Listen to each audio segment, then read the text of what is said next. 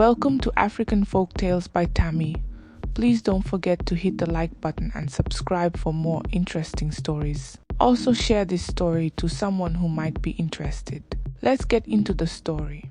The Grand Wujah estate in the affluent neighborhood of Kingsbridge was a fortress of wealth and pride. Harry Wujah, the only heir to the Wujah fortune, ruled over his business empire with an air of superiority. People whispered that Harry never knew hardship. He had been born into wealth and groomed for power by his late father, whose shadow still loomed large over him. His mother, Sandra Wujah, made sure Harry remained untouchable, constantly reminding him of their legacy and the importance of preserving their reputation. Despite his success, Harry carried a deep sense of entitlement. He saw people as tools, means to an end. His staff feared him, never daring to meet his gaze for too long. Among them was Nkoli, a young maid from the rural town of Obiri. Erica had come to work at the estate after her family fell on hard times. She was quiet, reserved, and focused on her duties. Though her presence was almost invisible to most, Harry had begun noticing her more than he cared to admit.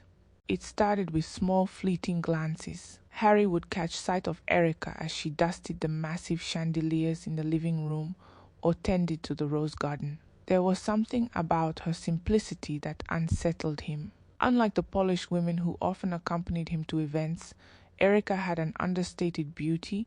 Her brown eyes carried both sadness and quiet strength. Harry dismissed these thoughts at first, attributing them to boredom. He was a man of status after all. What business did he have thinking about a maid? However, the thoughts persisted. Erica, unaware of Harry's growing attention, continued her work diligently. She was a woman of few words, but the other staff admired her dedication. She rarely complained even when burdened with extra tasks. Yet beneath her composed exterior, Erica carried the weight of her struggles. Her family depended on the little income she earned. The job at the Wujah estate was both a blessing and a curse. It provided financial relief, but also came with its share of humiliation.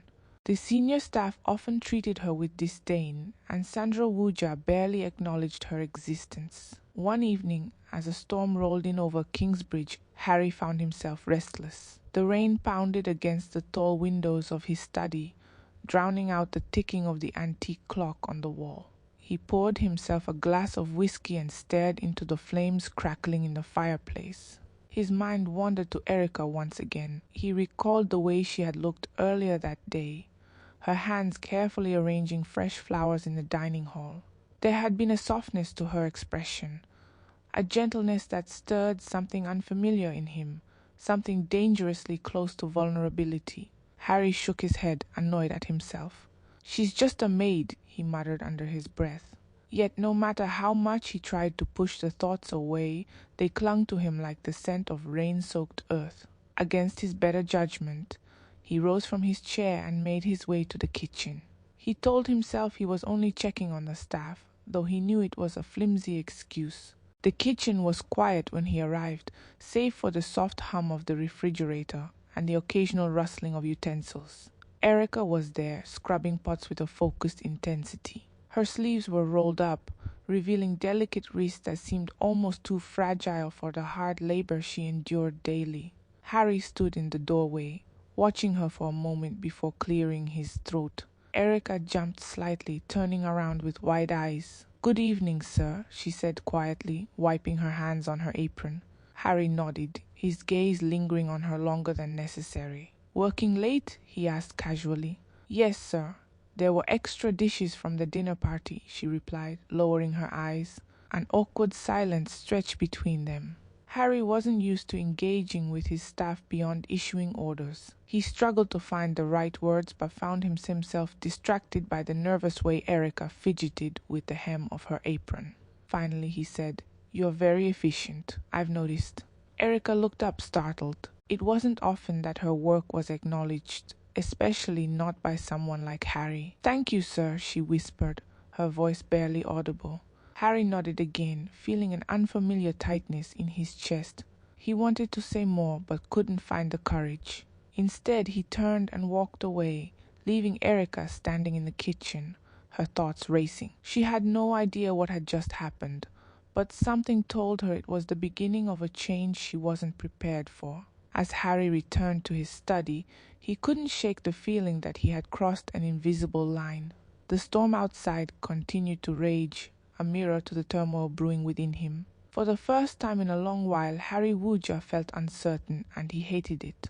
Little did he know that this moment would set in motion a series of events that would shatter the very foundation of his carefully constructed world. The moon cast a silver glow over the Wujah estate on the night everything changed. Harry Wujah had been restless for weeks. His empire might have been thriving, but his soul was plagued by an emptiness that even wealth couldn't fill. Late one evening, he found himself in the garden, seeking peace in the fragrance of blooming roses. He wasn't alone for long. Erica and Nkoli had been tending to the garden lights that had short-circuited earlier in the day.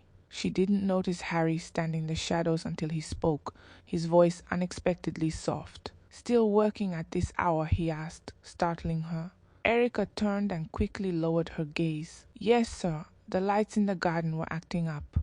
"You work too much?" Harry said, stepping closer. "Do you ever take time for yourself?" Erica hesitated, unsure how to respond. "I do what's required of me, sir." There was a strange gentleness in Harry's demeanor that night, unlike the cold, distant man she usually knew.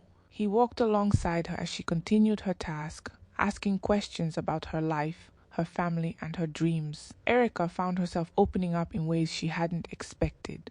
The conversation stretched into hours, and by the time they parted ways, something unspoken had shifted between them.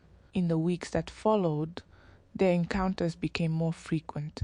Harry would find reasons to be near Erica, whether it was to inspect the gardens or request assistance with trivial tasks.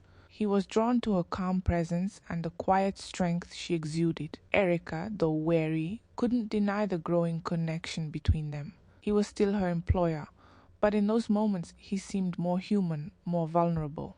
One evening during a heavy downpour, Harry found Erica stranded near the storage shed. Her uniform was soaked through, and she shivered as she tried to cover her head with her hands. Without thinking, Harry pulled off his jacket and draped it over her shoulders. "You'll catch a cold," he said, guiding her under the shelter of a nearby canopy. "Thank you," Erica whispered, her voice barely audible over the rain. They stood in silence, the tension between them thick. Harry reached out, gently brushing a strand of wet hair from her face.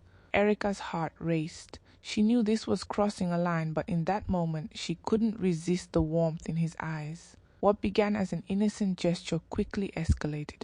One moment they were standing apart. The next they were locked in an embrace that neither of them fully understood. That night, in the secrecy of the storm, they gave in to desires they had both tried to deny. Afterward, Erica convinced herself that what happened was special, that perhaps Harry saw her as more than just a maid. But reality came crashing down when Harry's behavior shifted once more. The warm glances became distant stares, and he started avoiding her altogether. Erica, confused and heartbroken, carried on with her duties in silence. Then came the sickness, the relentless nausea and dizziness that left her barely able to work. It didn't take long for her to realize what was happening. The confirmation came at a local clinic in nearby Langhaven. Erica stared at the test results, her mind spinning. She was pregnant. Fear and hope battled within her as she made the long journey back to the estate. She needed to tell Harry, but deep down she dreaded his reaction. When she finally mustered the courage to approach him, his response shattered any illusions she had left.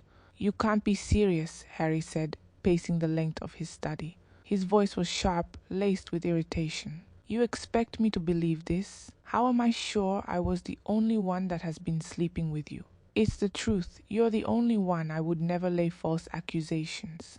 Erica said quietly, fighting back tears. "I didn't plan for this, but it's your child too." Harry scoffed, shaking his head. "This can't happen. My reputation is at stake. Do you understand what people will say if they find out?" "I don't care about your reputation," Erica shot back, her voice trembling with emotion. "This is our child, Harry. You can't just pretend it doesn't exist." But that was exactly what he intended to do.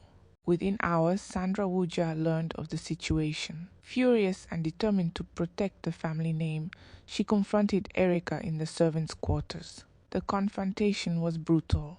Sandra accused her of seduction and manipulation, claiming that Erica had trapped Harry in a desperate attempt to secure wealth. "You think you can use this child to force your way into our family?" Sandra hissed. "You're nothing but a gold digger, a dirty maid who wants to reap where she did not sow." "I'm not asking for anything," Erica pleaded. "I just want to keep my baby. Please don't do this to me." Sandra's eyes narrowed with cold malice. "You will get rid of that thing inside of you, or you'll regret ever setting foot in this house." The next few days were a nightmare. Rumors spread like wildfire throughout the estate. Erica became the target of cruel gossip, with stories circulating that she had been involved with multiple men. The other staff avoided her, whispering behind her back. Even those who had once been friendly kept their distance. Erica felt the walls closing in on her. The pressure to abort the pregnancy intensified. Sandra's threats grew more severe, and Harry refused to meet her gaze whenever they crossed paths. The isolation was suffocating, but Erica clung to one truth: she would not give up her child. When Sandra finally gave the order to terminate her employment, Erica's worst fears came true. She was escorted off the estate, humiliated and broken. As she walked away from the life she had known, tears streamed down her face. The Wujahs had taken everything from her, but they would never her child. With each step away from the estate, Erica vowed that one day she would make them regret the cruelty they had inflicted upon her. Erica walked for miles after leaving the Wujah estate, her few belongings packed in a small bag slung over her shoulder. Her feet ached and her mind raced with fear and uncertainty. The sky above Langhaven turned a deep gray as the sun set behind dark clouds. Each step felt heavier than the last, weighed down by exhaustion and despair. She had no destination, no home to return to. Her family back in Obiri depended on her, and the shame of what had happened made her reluctant to tell them the full truth. By nightfall, Erica found herself at a small rundown inn on the outskirts of the town. With the little money she had saved, she paid for a single night's stay. The room was modest, nothing more than a wooden bed, a cracked mirror, and a chair that wobbled when she touched it. The thin mattress offered little comfort, but Erica was too tired to care. She lay down and stared at the ceiling, her mind replaying the events of the past few weeks. The betrayal, the lies, the humiliation, each memory stabbed at her heart. Tears silently streamed down her face as she thought of the life growing inside her. She placed a hand over her stomach, whispering softly, "We'll get through this, I promise." The following days were a test of endurance. Erica searched for work in the markets of Langhaven but was met with rejection at every turn. Employers saw her thin frame and growing belly and quickly dismissed her. "We can't hire someone in your condition," one shopkeeper said bluntly. "You won't be able to keep up." Hunger and fatigue soon began to take their toll. Erica rationed what little food she had left, often going without meals to save money. Some nights she slept on benches in public parks, her arms wrapped tightly around her belongings to keep them safe. The whispers of passers-by judging her as a homeless woman who had made poor choices stung, but she endured. One evening, as she sat outside a small church in the town square, an elderly woman named Mama Esther approached her. The woman was known for her charity work in the community and often took in those in need. She noticed Erica's weary face and offered her a warm smile. "Child, you look like you've been through a lot," Mama Esther said gently. "Come with me. You shouldn't be out here in your condition." Erica hesitated for a moment, unsure if she could trust anyone again. But the warmth in Mama Esther's eyes reminded her of her own mother. Slowly, she nodded and followed the woman to a modest house a few streets away. It was small but cozy, with the comforting scent of freshly baked bread wafting through the air. Over the next few weeks, Mama Esther cared for Erica, providing her with shelter and food. In return, Erica helped with household chores and assisted with the children Mama Esther often looked after. The kindness gave Erica a glimmer of hope, though the trauma of her past still lingered in the shadows of her mind. As her pregnancy progressed, Erica found herself thinking more and more about the future. She knew she couldn't rely on charity forever. She needed a plan, a way to provide for her child once they were born. Slowly, she began seeking work again, focusing on skills she had learned during her time at the Wujah estate. Eventually, she found a job cleaning rooms at a small inn in the neighboring town of Amahara. It wasn't much, but it was enough to keep her going. Months passed, and Erica grew stronger despite the hardships. The child inside her became a source of motivation. Each time she felt him kick, she was reminded of the life she was fighting for. One rainy afternoon, she went into labor. The pain was intense, but Erica clenched her teeth and held on to the thought of seeing her baby's face. Mama Esther and a local midwife assisted her through the delivery. After hours of agony, the cries of a newborn filled the room. "It's a boy," the midwife announced, wrapping the baby in a soft blanket before handing him to Erica. Erica stared at her son with tear-filled eyes. His tiny fingers grasped her thumb, and at that moment all the pain, humiliation, and fear seemed to fade away. "Emmanuel," she whispered, "you are my miracle." For the first time in what felt like an eternity, Erica allowed herself to smile. The journey ahead would not be easy, but she was determined to give her son a better life than the one she had endured. Emmanuel would grow up strong and proud, untouched by the shame and cruelty of the Wujahs. With each passing day, Erica worked tirelessly to build a stable life for herself and her child. She took on multiple jobs, sometimes waking before dawn and returning home long after dark. Mama Esther continued to support her, offering encouragement and guidance. Slowly but surely, Erica began to regain a sense of purpose and hope. But in the back of her mind, the memories of Harry and Sandra Wujah remained like a scar that refused to fade. They had tried to destroy her, but they had failed. She vowed never to forgive them for the suffering they had caused, not for herself, and certainly not for Emmanuel. "They'll regret what they did," she whispered to herself one night as she rocked her son to sleep. "One day they'll know the pain they left behind." Years passed, and time began to reshape the paths of both Erica and Harry, though in vastly different ways. In the quiet, industrious town of Igel, Erica carved out a new life for herself and her son, Emmanuel. She worked long hours in the mornings cleaning offices and spent her evenings sewing clothes for local customers.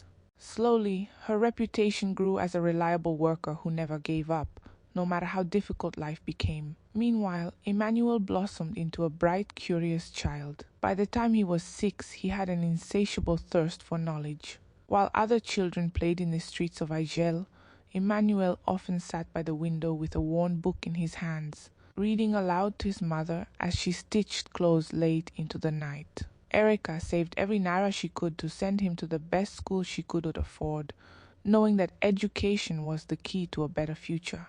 Emmanuel excelled in his studies, and soon teachers began to notice his brilliance. They recommended him for scholarship opportunities, and by the time he was a teenager, his academic achievements had opened doors she never thought possible.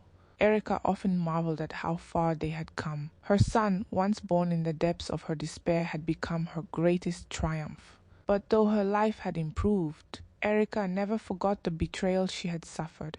There were nights when memories of Sandra's cold eyes and Harry's cruel words returned to haunt her. She had moved forward, yes, but forgiveness was a luxury she could not afford. In the bustling city of Iduna, far from Igel's quiet streets, Harry Wujah's life was beginning to unravel. The once thriving business empire he had inherited was crumbling under the weight of poor decisions and arrogance. Harry had made enemies in the corporate world by underestimating competitors and ignoring the advice of seasoned partners. Deals that seemed promising collapsed, and his financial stability grew weaker by the day. His mother, Sandra, was still a formidable figure, though age had begun to slow her down. She remained his closest advisor, but even her influence could not prevent the storm that was coming. Harry struggled to maintain his pride in public, but behind closed doors, anxiety consumed him. The pressure mounted with each failed investment, each lawsuit, and each meeting where bankers hinted at foreclosure. "You need to be more strategic," Sandra warned him one evening as they sat in the grand but increasingly empty dining hall of their estate. "Find new allies, people who can bail us out before it's too late."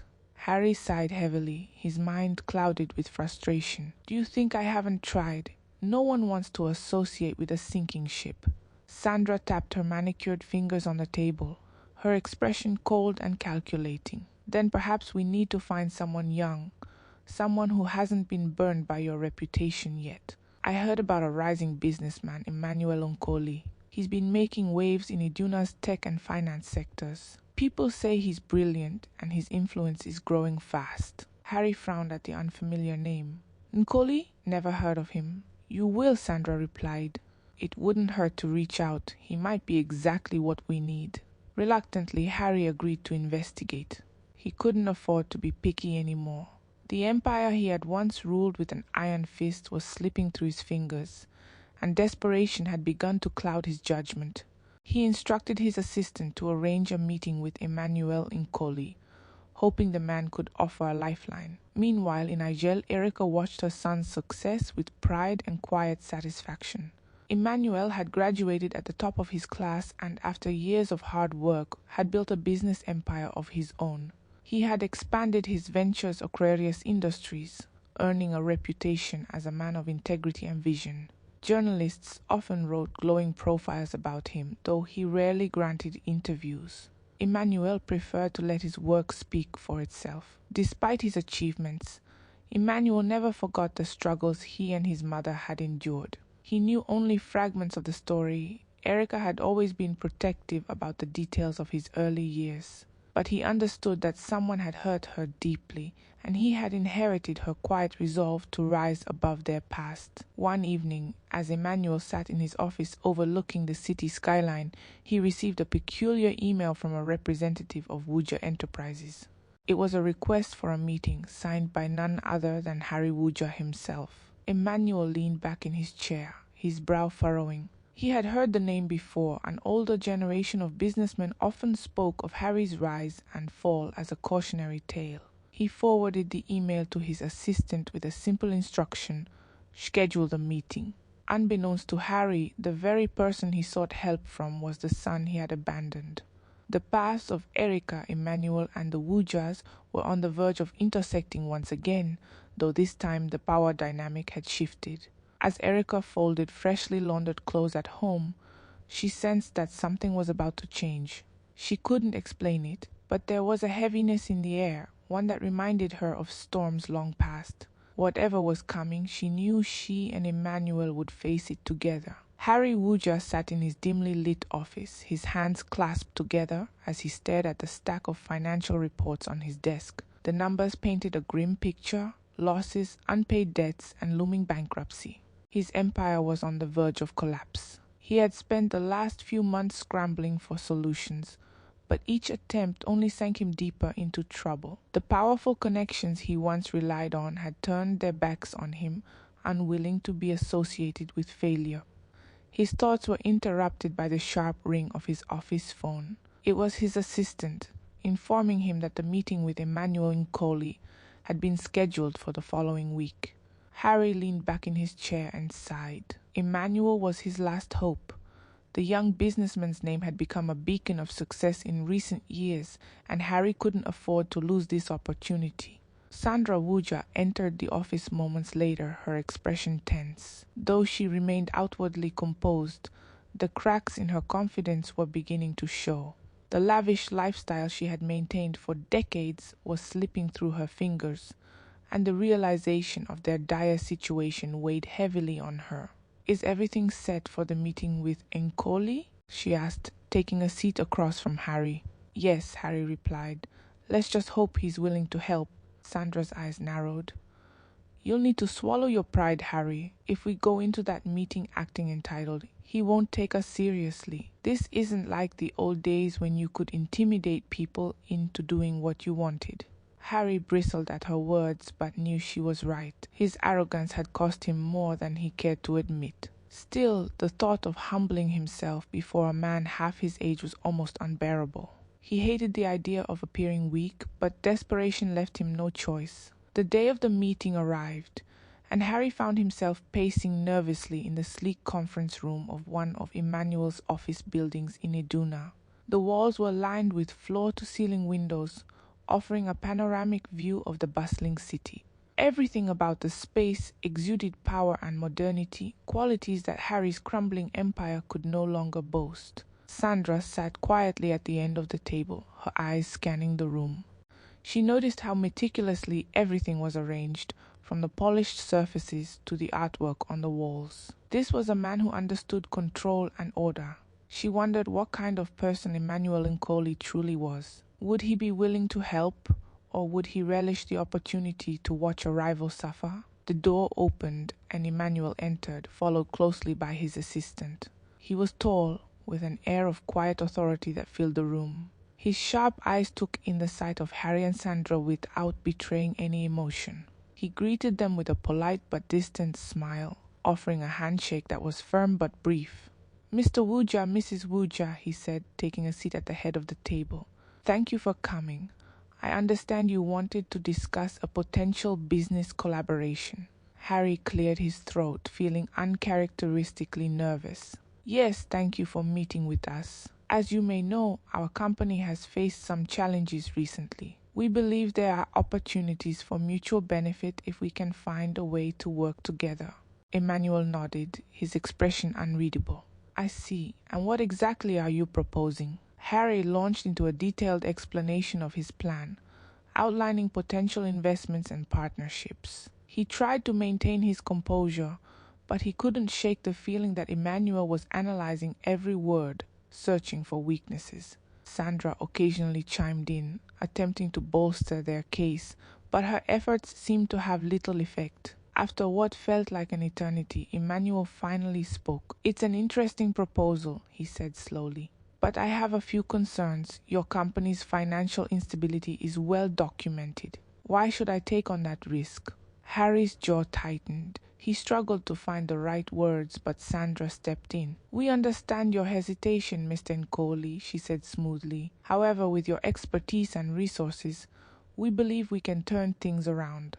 This partnership could be highly profitable for both parties." Emmanuel leaned back in his chair, studying them both. There was a long pause before he finally said, "I'll need time to review the details and consult with my team. I'll be in touch." Harry and Sandra exchanged a glance, sensing that they had not made the impression they had hoped for. Still, they thanked Emmanuel and left the conference room, their footsteps echoing in the marble hallway. As they rode the elevator down to the ground floor, Harry's frustration boiled over. "He doesn't trust us," he muttered. "I could see it in his eyes." "He's a businessman," Sandra replied. "He won't commit until he's certain it's in his best interest.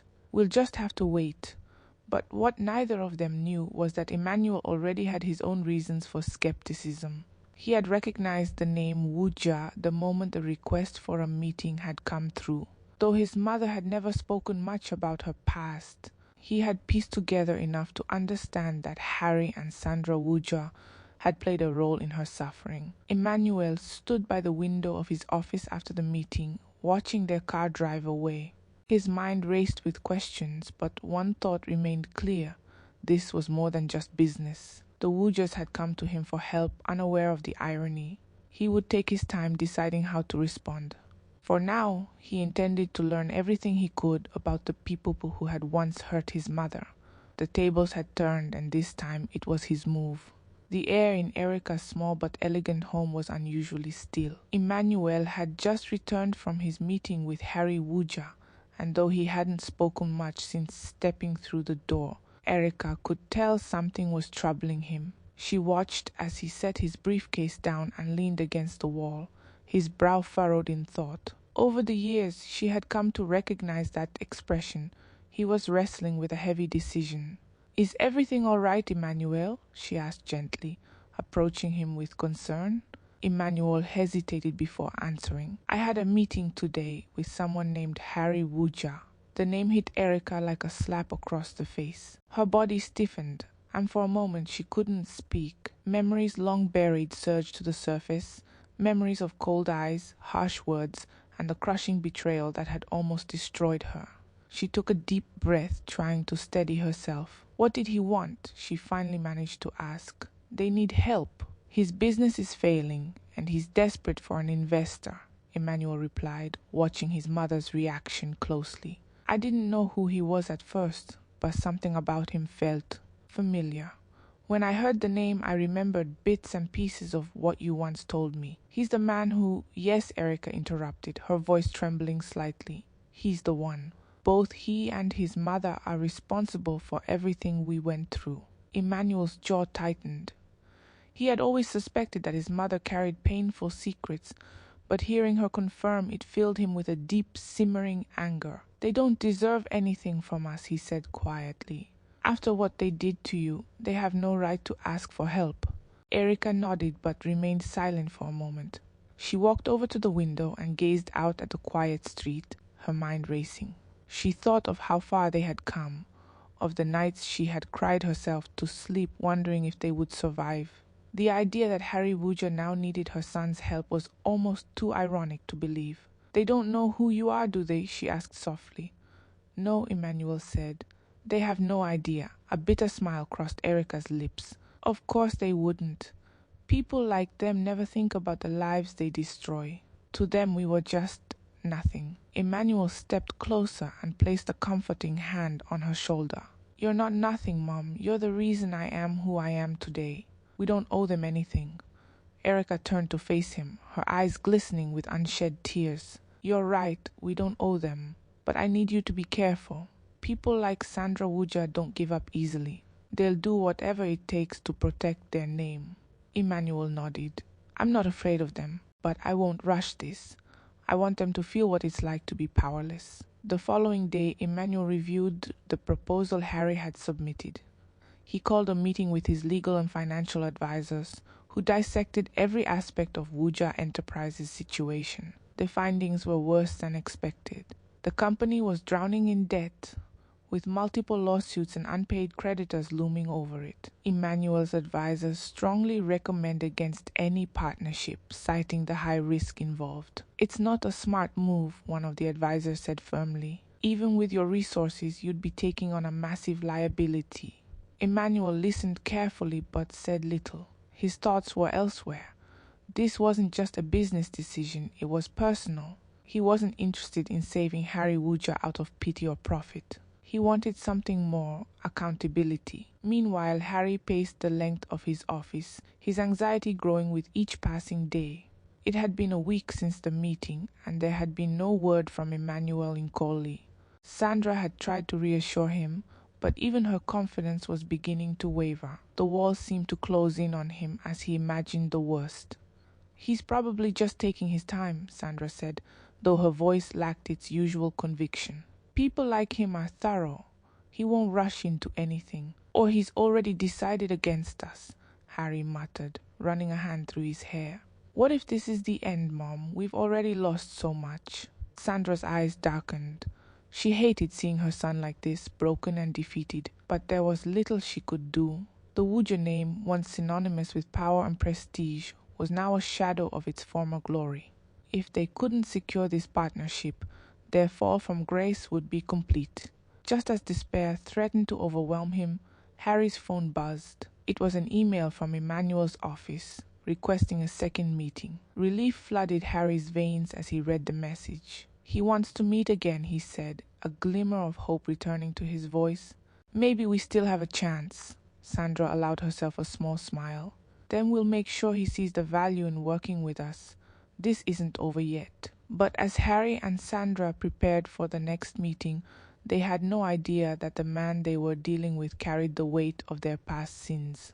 Emmanuel was no longer just a potential partner. He was the embodiment of the consequences they had tried to escape. And this time, there would be no hiding from the truth. Erica, aware of the impending confrontation, braced herself for what lay ahead. The storm she had long feared was finally here.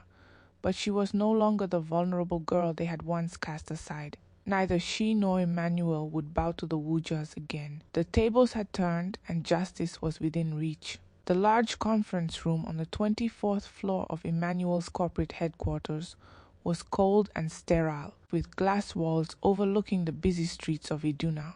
Harry and Sandra Wujah arrived early, both dressed in their finest attire, desperate to project an air of dignity despite their crumbling empire. However, neither could ignore the tension between them. Harry had hardly spoken a word on the drive over, and Sandra silently rehearsed their strategy, her face set in stone. The air felt heavier as they waited, the ticking clock on the wall amplifying their growing anxiety. Every second seemed to stretch, each moment an agonizing reminder of the stakes at hand. When the door finally opened and Emmanuel entered, they both stood, forcing polite smiles. But Emmanuel offered only a curt nod before taking his seat at the head of the table. "Thank you for coming," Emmanuel said, his tone calm but distant. "Shall we get straight to business?" Sandra, always one to control a room, was the first to speak. "Of course. We appreciate you making time for us again. I trust you've had a chance to review our proposal in detail." Emmanuel tapped his fingers lightly on the table, his gaze never wavering. "Yes, I've gone over the numbers. Your company's financial situation is more precarious than I initially realized. Frankly, there's little incentive for me to take this risk." The blunt statement hit like a blow to the chest. Harry shifted uncomfortably in his chair, his pride bristling under Emmanuel's assessment. He had expected tough negotiations, but the directness was unnerving. "We understand the challenges," Harry said, trying to keep his voice steady. "But we believe that with the right partnership, we can rebuild. We have valuable assets that can still generate profit." Emmanuel tilted his head slightly, as though considering the words. His silence dragged on just long enough to make them squirm before he finally responded. "And what guarantee do I have that this partnership wouldn't end in further losses? Trust is crucial in business, and to be honest, your track record doesn't inspire much confidence." Sandra leaned forward, her voice measured but firm. "Mr. Nkoli, I assure you that we're committed to turning things around. This partnership wouldn't just benefit us, it would also offer you access to new markets and resources." Emmanuel's eyes darkened slightly. "Resources? You mean the same resources you've mismanaged for years?" He leaned back, crossing his arms. "It's ironic. You come to me asking for trust, yet your family has a history of exploiting those who had none." Harry frowned, his confusion evident. "I'm not sure what you mean by that." For a moment, Emmanuel considered revealing everything, telling them exactly who he was and what they had done to his mother. But he decided against it. The time wasn't right. He wanted them to feel the weight of their desperation a little longer. Instead, he said, "Let's just say I've done my research. I know more about your past than you think. People don't forget how they've been treated." Harry and Sandra exchanged uneasy glances. There was something unsettling about Emmanuel's words, as if he were speaking from personal experience. Sandra's instincts warned her that they were dealing with more than just a savvy businessman. "Look," Harry said, his voice cracking slightly. "We're not here to dwell on the past. We're here because we need a chance to fix things. Whatever mistakes we've made, we're willing to make amends." Emmanuel's expression remained unreadable. He folded his hands on the table and let the silence stretch again before speaking. "Making amends requires more than just words, Mr. Wujah, but I'll consider your proposal further. In the meantime, I suggest you reflect on what it means to truly take responsibility for your actions." The meeting concluded shortly after, with no clear resolution. Harry and Sandra left the building feeling both relieved and anxious. They had been given a lifeline, but it was fragile, and they could sense that Emmanuel was not someone easily swayed.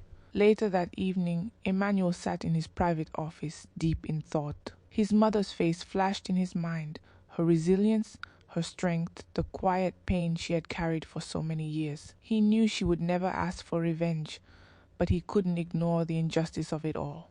Erica had been through hell because of these people, and now they dared to come crawling back, begging for help without even recognizing the faces of those they had wronged.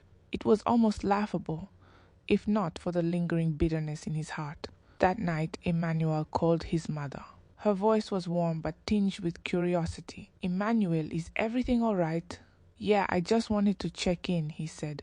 He paused before adding, "I met with them again today." Erica sighed softly on the other end of the line. "And how did it go?" "They're desperate," he replied. "They're barely holding on." There was a long silence before Erica spoke again. "Don't let them drag you into their mess. You have nothing to prove to them. I know, Emmanuel said quietly, but they are going to learn what it feels like to be at someone else's mercy. As he ended the call, Emmanuel stared out the window at the city lights. The time for retribution was near, but he knew that true power lay in control, not vengeance. He would bide his time and make them face the consequences of their actions on his terms. The Wujah estate was eerily quiet, a far cry from the days when it buzzed with activity. Harry sat nervously in the living room, tapping his fingers against the armrest of the leather couch. Across from him, Sandra sat upright, her usual stern expression replaced by a mask of unease. They had received word that Emmanuel Nkoli had finally agreed to meet them at the estate to discuss their business proposal. The tension in the room was palpable. Both mother and son knew this meeting was likely their last chance to save what little remained of their empire.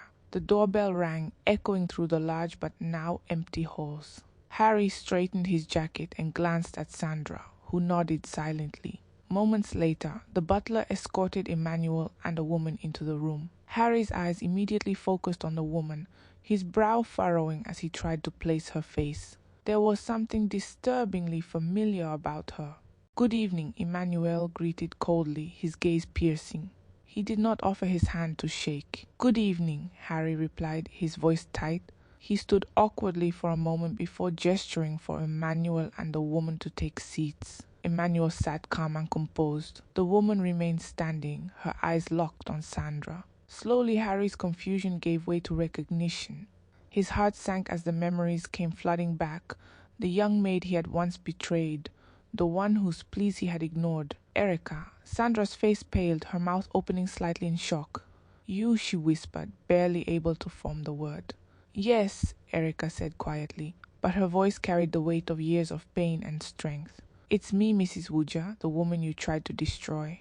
Harry stared at Emmanuel, the realization dawning on him with crushing clarity. He's your son," Harry said, his voice trembling. Emmanuel leaned forward slightly, his expression hard. "That's right, the son you never wanted. The son you forced my mother to carry in secret after you threw her out with nothing." Sandra shifted uncomfortably in her seat, her composure unraveling. We didn't know," she stammered. You thought you could erase us," Erica interrupted, her voice sharper now. "You spread lies about me, humiliated me, and tried to force me to get rid of my child. But you failed, and now you come begging for help from the very people you discarded." "We didn't mean for things to go that far," Harry said weakly, avoiding Erica's eyes. "We were under a lot of pressure.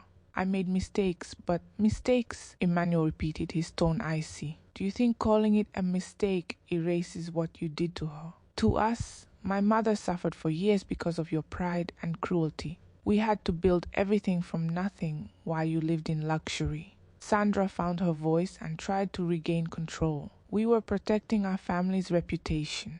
We didn't have a choice at the time." "There's always a choice," Erica snapped. "You chose to protect yourselves at the expense of someone else's life. And now you expect mercy? Forgiveness?" Harry rose from his seat, panic flashing in his eyes. "Please, Emmanuel. I know we don't deserve your help, but I'm begging you. Our business is failing. We've lost everything. If you walk away now, we won't survive." "That's not my problem," Emmanuel replied coldly. "You didn't care about our survival when you left my mother out in the cold. Why should I care about yours now?" "Please," Sandra whispered, her voice breaking. "We're sorry. We truly are. We'll do anything. Just give us a chance to make things right." Erica crossed her arms, her gaze unwavering. "There's nothing you can do to make things right. Some wounds never heal. You'll have to live with the consequences of your actions, just like I did." Tears welled in Harry's eyes as he sank back onto the couch. "I'm begging you," he repeated, his voice hoarse. "Don't do this." Emmanuel stood, his expression hardened with resolve. "This is the end of the road for you, Harry. You'll never get my help. Whatever happens next is on you." Erica stepped closer to Sandra, meeting her eyes with a steady gaze.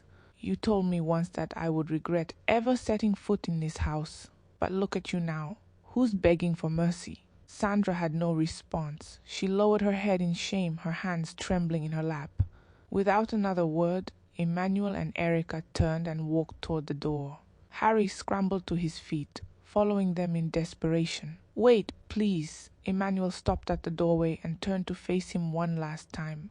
"Goodbye, Mr. Wujah. This is what justice looks like." With that, he and his mother left, the sound of the door closing behind them echoing like a final judgment. The Wujahs were left in silence, the weight of their regrets suffocating. For the first time in his life, Harry Wujah understood the true meaning of loss, not just of wealth or power, but of dignity, trust, and redemption. He would never receive the forgiveness he sought. The legacy he had fought to protect was gone, buried under the ruins of his own cruelty. We've come to the end of this story. Please subscribe to my channel to support me. Thank you.